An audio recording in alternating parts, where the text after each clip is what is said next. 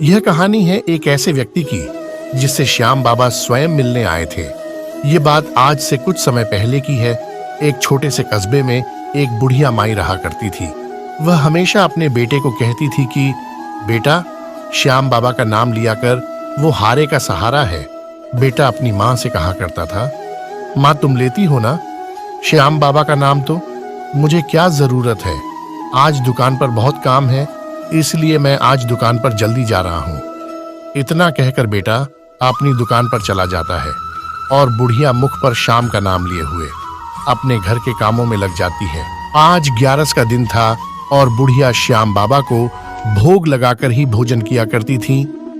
बुढ़िया ने प्यार से बादाम का हलवा बनाया और उसे लेकर मंदिर में श्याम बाबा को भोग लगाने चली गई। बुढ़िया बड़े प्यार से श्याम बाबा को भोग लगाती है और श्याम को पूछती है, हलवा कैसा बना है मेरे श्याम? इतना कहकर बुढ़िया वापस घर चली आती है और अपने बेटे का इंतजार करने लगती है। दोपहर हो चुकी थी और अभी तक बेटा दुकान से घर नहीं आया था। बुढ़िया को अपनी बेटे की चिंता सताने लगी। तभी बुढ़िया जय श्री श्याम नाम जपने लगती है। कुछ ही पल बीते थे कि सुमंत घर आ गया।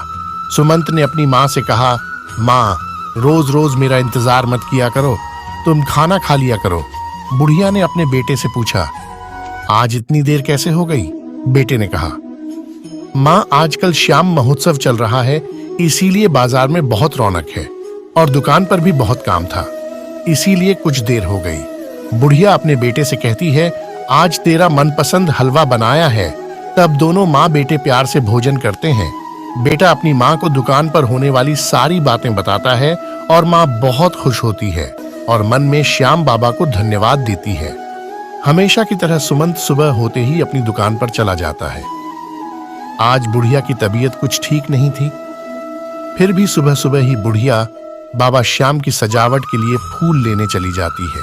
जब बुढ़िया फूल तोड़ रही थी तब अचानक बुढ़िया के सीने में बहुत दर्द होने लगता है। पास ही में खड़ा माली बुढ़िया के पास आता है और पूछता है, माँ जी क्या हुआ? बुढ़िया माली से कहती है कि कुछ नहीं, बस सीने में थोड़ा दर्द हो रहा है। तब माली कहता है, तो चलो माँ जी, मैं आपको घर छोड़ आता हूँ।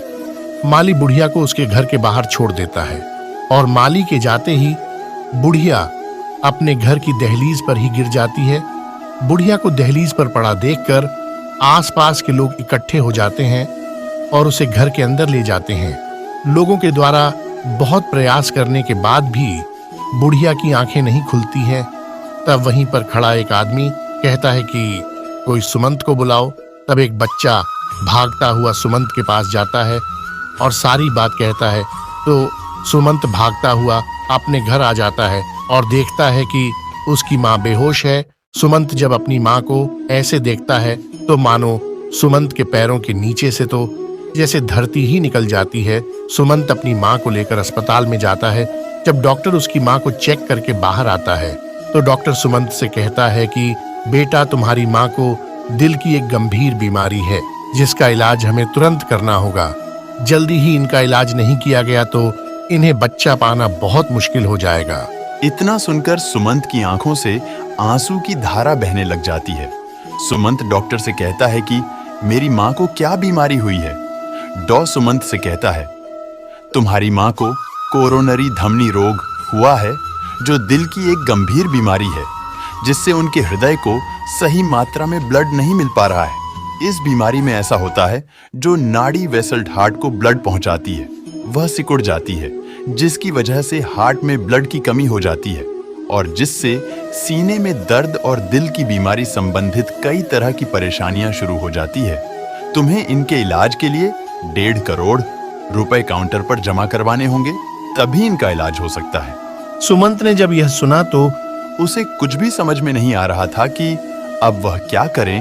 उसने जितनी जल्दी हो सके अपने घर और दुकान को गिरवी रख दिया। फिर भी उसके पास केवल 50 लाख रुपए ही जमा पाए। सुमंत सोचने लगा कि अब मैं माँ का इलाज कैसे करवाऊंगा? हे भगवान, अब मैं 1 करोड़ रुपए कहां से लाऊंगा? इतना सोचकर सुमंत हॉस्पिटल से बाहर निकल गया और उसने देखा कि सामने ही श्याम प्यारे का जागरण हो रहा है। सुमंत को तुरंत अपनी माँ की बात याद आती है कि माँ ने कहा था कि बेटा, जब तुम पूरी दुनिया से हार जाओ तब तुम हारे के सहारे के पास चले जाना, वो तुम्हें हारी हुई बाजी जीता देगा।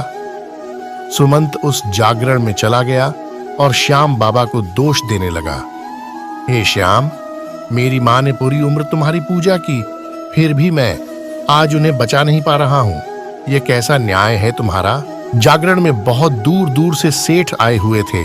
बाबा श्याम का दरबार बहुत ही धूमधाम से सजा हुआ था। लोग नाच रहे थे, खुशियां मना रहे थे, लेकिन सुमंत वहां पर अकेला दुखी खड़ा हुआ था। तभी एक सेठ ने घोषणा की, आज बाबा के आशीर्वाद से पूरे 20 सालों के बाद हमारे घर पुत्र का जन्म हुआ है, इसीलिए आज मैं श्याम प्रसाद के रूप में किसी एक भक्त को 1 करोड़ रुपए दूंगा। 1 करोड़ की बात सुनकर सारे भक्तों में खलबली मच गई, लेकिन सुमंत को सेठ की कोई भी बात सुनाई नहीं दी। वह तो केवल अपनी माँ को याद कर रहा था और श्याम बाबा के सामने रोता जा रहा था। उसे तो कुछ शुद्ध बुद्धि ही नहीं थी। सेठ ने सबको बताया कि श्याम बाबा की कृपा से मैं आज एक प्रतियोगिता आयोजित करने जा रहा हूँ। मैं सभी को 1-1 नंबरों के कूपन दूंगा और जिसके भी पास मेरे नंबर वाला कूपन होगा उसी को 1 करोड़ रुपए दिए जाएंगे। वहां सभी भक्तों को 1-1 कर कूपन दिए जा रहे थे। जैसे ही सुमंत का नंबर आया, तब सुमंत तो केवल बाबा को देख रहा था, इसीलिए उसने कूपन नहीं पकड़ा और सुमंत का कूपन वहीं नीचे पड़ गया। तभी उसके पास बैठे छोटे से बच्चे ने उसका कूपन उठाकर सुमंत के हाथ में दे दिया। अब काफी रात हो चुकी थी और बाबा का जागरण बड़ी धूमधाम से हो रहा था। तभी सेठ ने कहा कि अब कुछ ही क्षण बाद इनाम की घोषणा की जाएगी और सब लोग यह बात सुनकर बहुत खुश हुए। चारों ओर धूमधाम हो रही थी, लेकिन सुमंत भगवान के चरणों को देखकर रो रहा था। तभी सेठ ने इनाम की घोषणा करते हुए सभी के सामने पिटारे से एक पर्ची निकाली और सबको दिखाई। सेठ की पर्ची का नंबर 172 आया। सब लोग अपनी पर्ची की तरफ देखने लगे।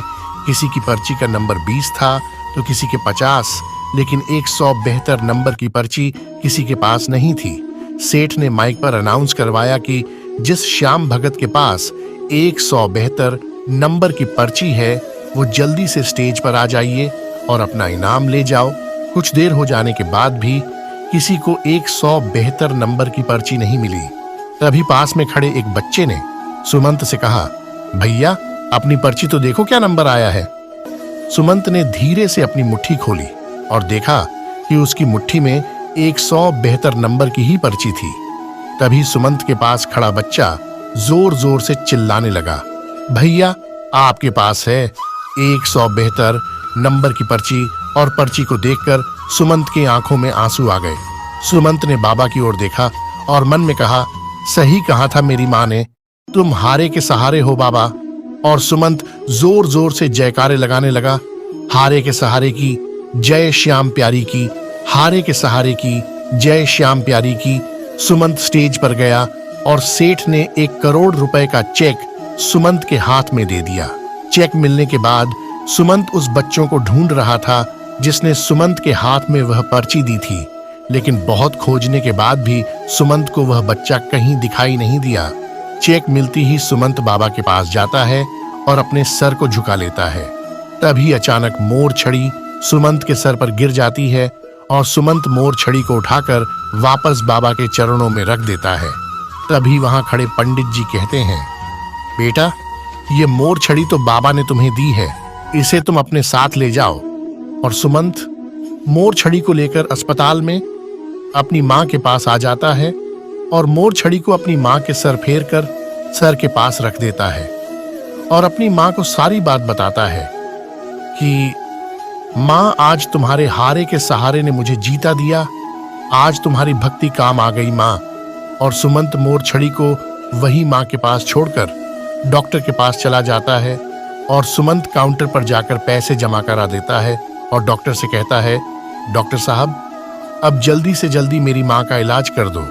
और जैसे ही डॉक्टर सुमंत की माँ के पास में जाता है और उनका चेकअप करता है तो डॉक्टर की आंखें खुली की खुली रह जाती है। वह देखता है कि बुढ़िया को तो अब कोई बीमारी नहीं है, उसके हृदय की बीमारी सारी ठीक हो गई है। डॉक्टर भागता हुआ सुमंत के पास जाता है और पूछता है, ऐसा कैसे हो सकता है? तुम्हारी माँ तो बिल्कुल ठीक हो गई है। ये कैसे हो सकता है? सुमंत को कुछ भी समझ में नहीं आ रहा था कि डॉक्टर क्या कह रहा है, और सुमंत भागता हुआ अपनी माँ के कमरे में गया और देखा कि उसकी माँ मोर छड़ी को लेकर बैठी हुई थी। सुमंत ये देखकर बहुत हैरान हुआ और डॉक्टर की तरफ देखकर कहा, यह सब इस मोर छड़ी का कमाल है। श्याम बाबा ने मेरी माँ को ठीक कर दिया। ये सब देखकर डॉक्टर की भी आंखें भर गईं और सबने साथ मिलकर कहा, हारे के सहारे की जय हो श्याम प्यारे की।